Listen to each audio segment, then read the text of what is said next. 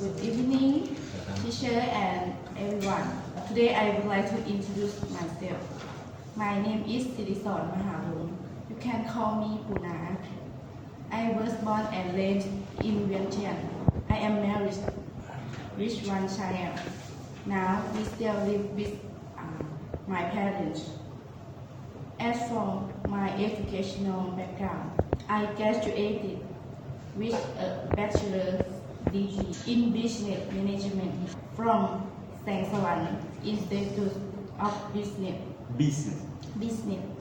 As far as my work experience, I am currently working for the Lao Post Company in the budget and finance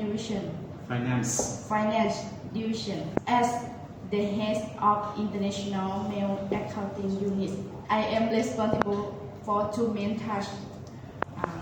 First, reconciling international account